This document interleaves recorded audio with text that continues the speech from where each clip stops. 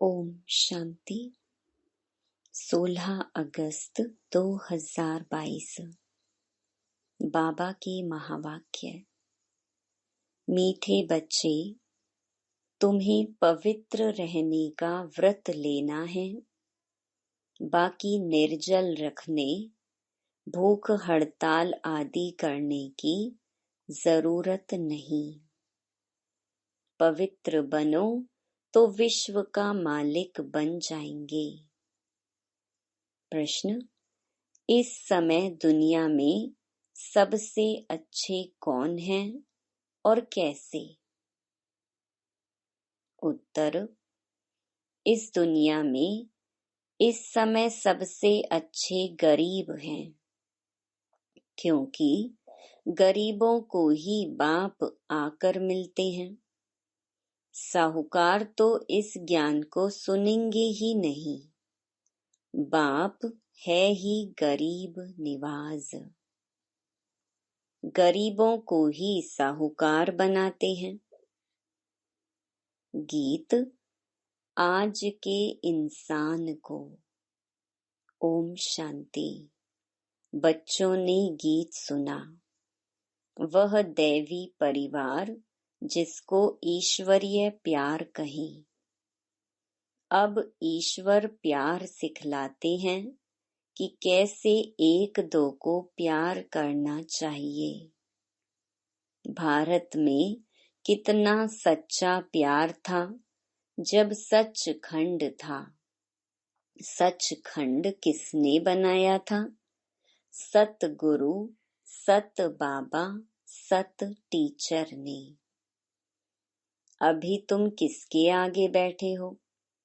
सच बाबा अर्थात जो सच्चा सुख देने वाला है, सच्चा प्यार सिखाने वाला है, सच्चा ज्ञान देते हैं।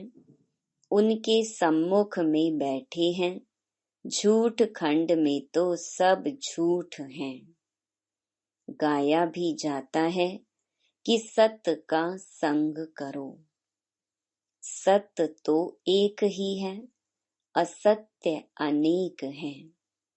जो बाप भारत को स्वर्ग बनाते हैं, बेहद का वर्षा देते हैं, तुम उस बेहद बाप के सम्मुख बैठे हो, जो फिर से हमको बेहद की बादशाही देने आए हैं। सत बाबा एक ही है, जिसके संग से तुम विश्व के मालिक बनते हो।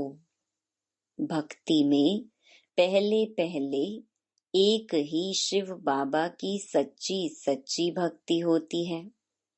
उसको ही सच्ची अव्यभिचारी भक्ति कहा जाता है। बाबा बैठ तुम बच्चों को सारे चक्र का ज्ञान सुनाते हैं।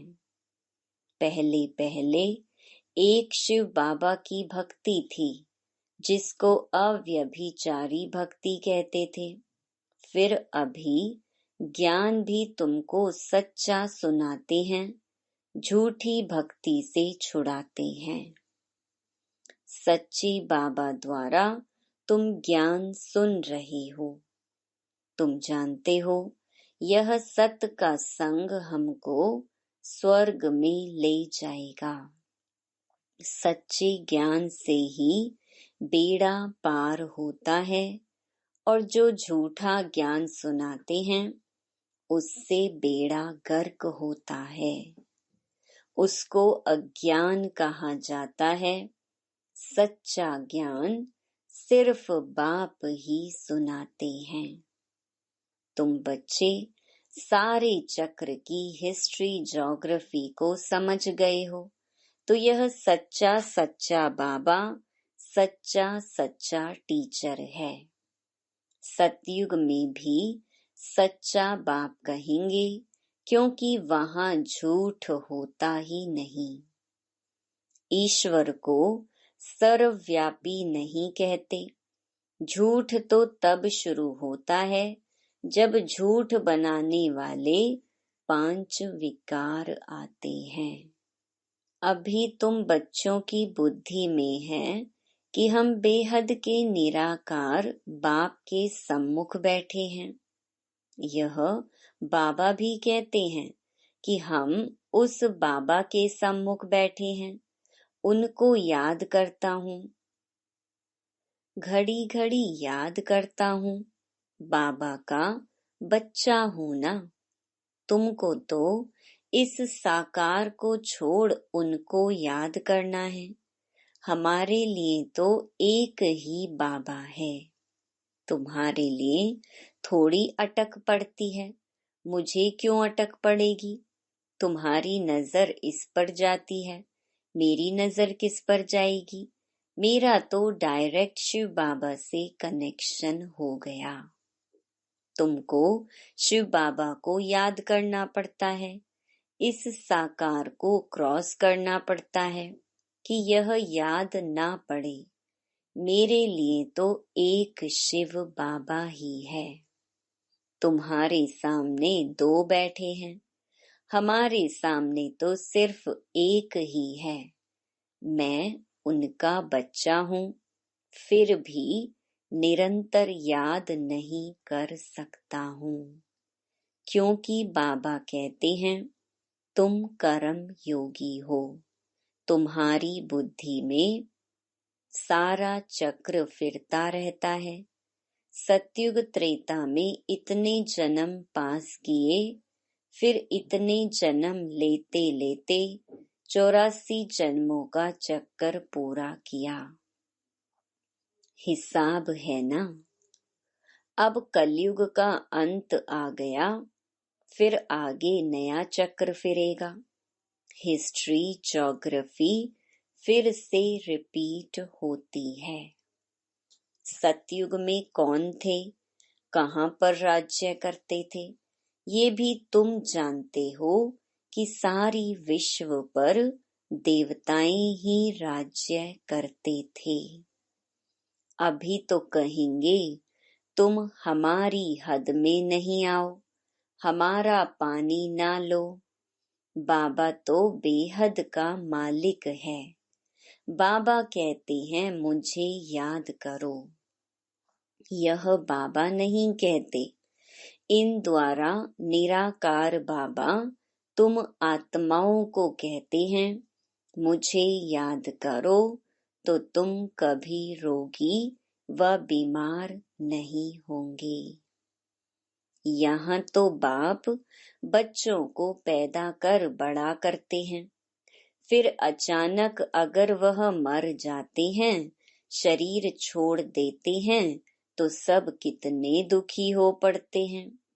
फिर तो शरीर निर्वाह अर्थ खुद ही सर्विस करनी पड़े। यह तो है ही दुख धाम।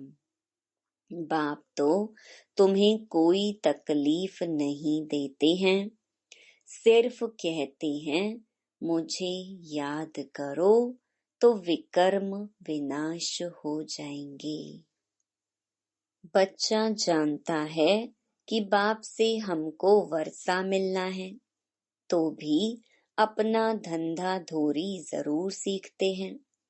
वर्षे के लिए बैठ तो नहीं जाएंगे, बाकी सिर्फ जो राजाई में जन्म लेते हैं वह वर्षे के लिए बैठते हैं। बहुत दान पुण्य करने से राजाई घर में जन्म मिलता है, राजाई ही संभालनी पड़े। वह राजाई तो पतित हैं। अब तुम्हें पावन राजाओं के पास जन्म लेना है, लक्ष्मी नारायण के घर में व सूर्यवंशी की राजाई में जन्म लेना है।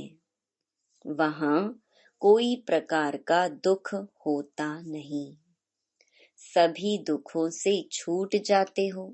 बाबा आकर धीरज देते हैं, अभी यह अंतिम जन्म है। तुम्हारी तो जन्म जन्मांतर से यह हालत होती आई है। बच्चे गिरते ही आए हैं दुख धाम में।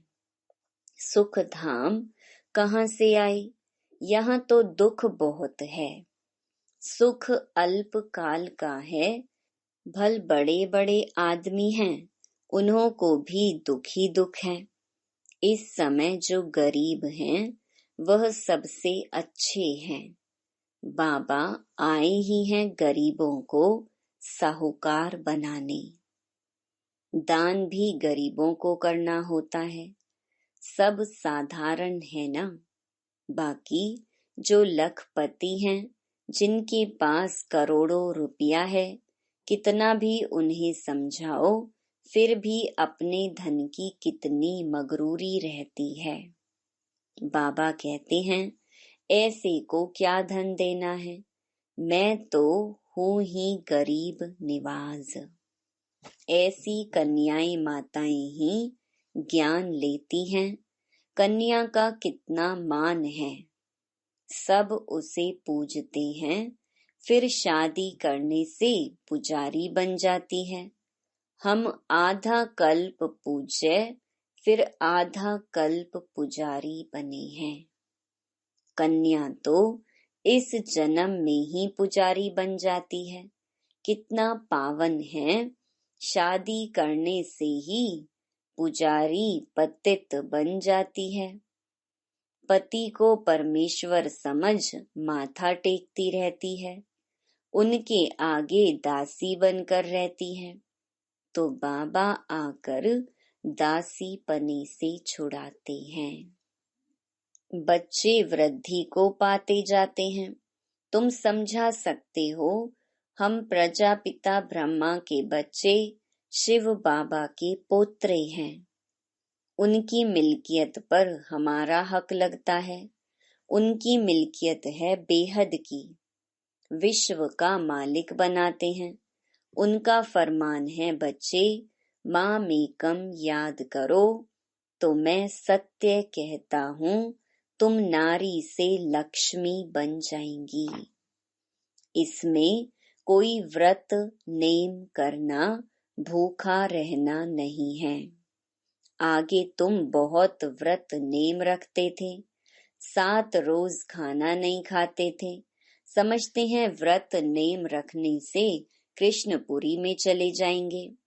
वास्तव में सच्चा व्रत है पवित्र रहने का। वह तो हठ से भूखे रहते हैं। तुम बच्चों को कुछ भी भूख हड़ताल आदि नहीं करना है। हाँ, तुमको पावन बनने की ही हड़ताल करनी है। हम सबको पावन बनाएंगे, तुम्हारा धंधा ही यह है।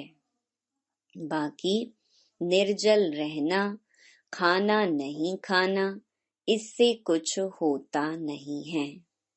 तुम सिर्फ पवित्रता की प्रतिज्ञा करो। माताओं को पति के मरने से बहुत दुख होता है। उन्हों को जाकर समझाना चाहिए कि अब पतियों का पति आया हुआ है। वह कहते हैं, सिर्फ मुझे याद करो तो स्वर्ग के मालिक बनेंगे। यह तो पतियों का पति बापों का बाप है।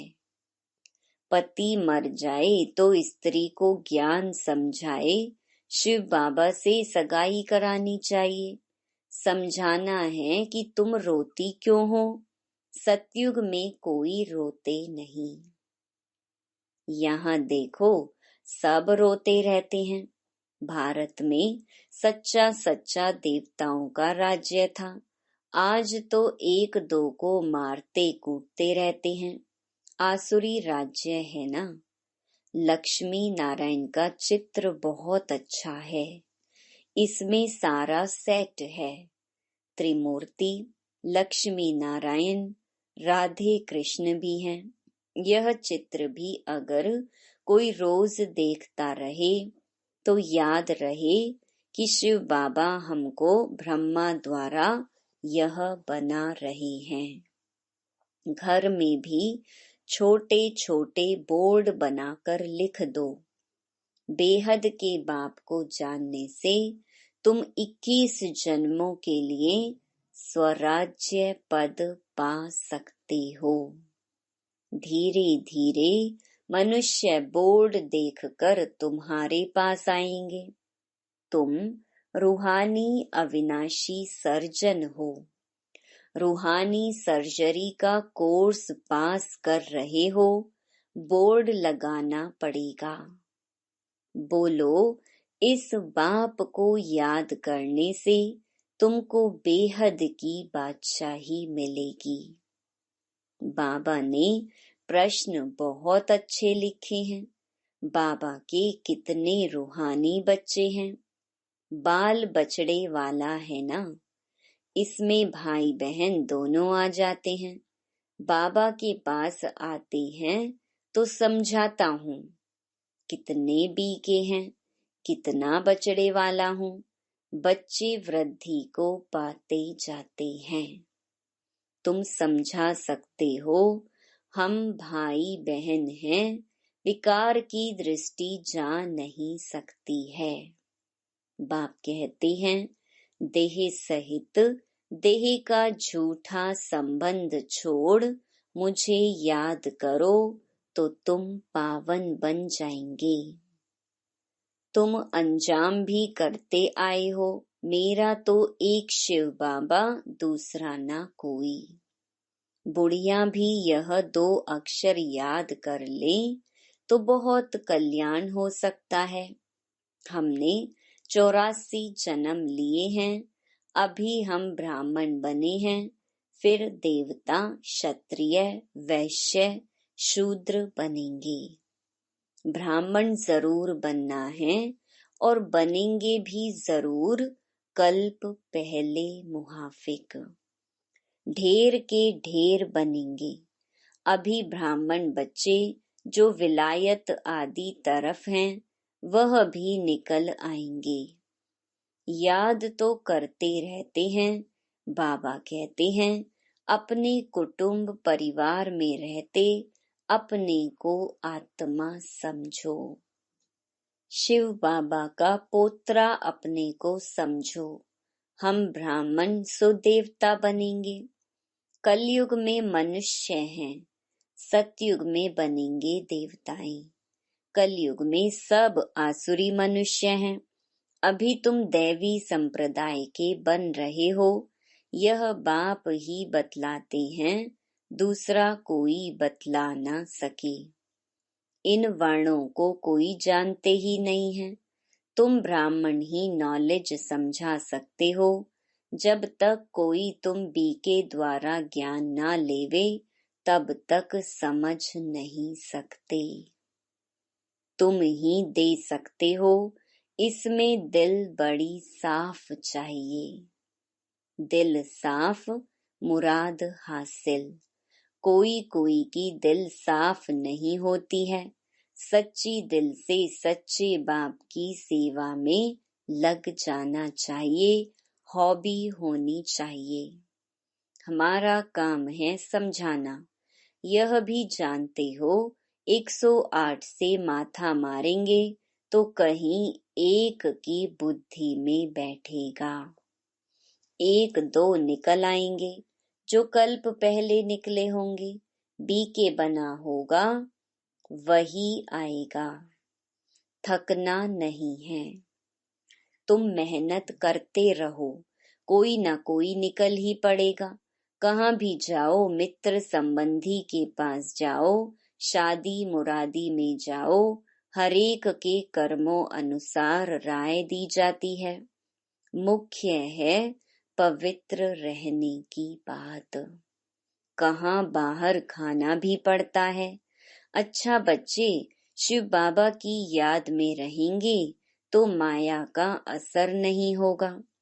बाबा सबको छुट्टी नहीं देते हैं। लाचारी हालत में देखा जाता है, नहीं तो नौकरी छूट जाएगी। हरेक को अलग अलग राय दी जाती है। दुनिया बहुत खराब है, कईयों के साथ रहना होता है। एक कहानी भी है। गुरु ने चेले को कहा, शेर की गुफा में रहो, वैश्या के पास रहो, परीक्षा लेने भेजा। वास्तव में वह कोई परीक्षा नहीं, यह तुम बच्चों के लिए है। तुमको शेर के पास तो नहीं भेजेंगे। बाप तो समझाते हैं, कोई भी हो उन्हों को बाप का परिचय दो। दिन प्रतिदिन बुद्धि का ताला खुलता जाएगा, झाड़ बढ़ना तो है ना। तब तो विनाश भी शुरू हो, इनसे पहले विनाश तो हो ना सके। यहाँ तो राजधानी स्थापन हो रही है। बाप तो कहते हैं, सिर्फ मुझे याद करो।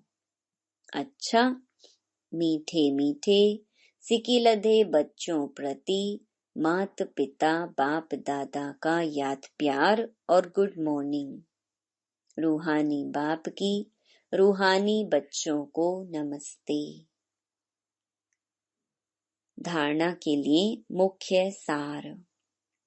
पहला, नॉलेज को धारण करने के लिए दिल बड़ी साफ रखनी है।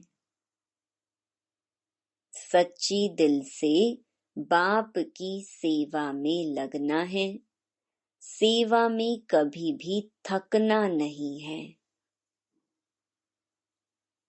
दूसरा, वायदा करना है, मेरा तो एक शिव बाबा, दूसरा ना कोई। देह सहित देह के सब झूठे संबंध छोड़ एक से सर्व संबंध जोड़ने हैं। गरीबों को ज्ञान धन का दान देना है।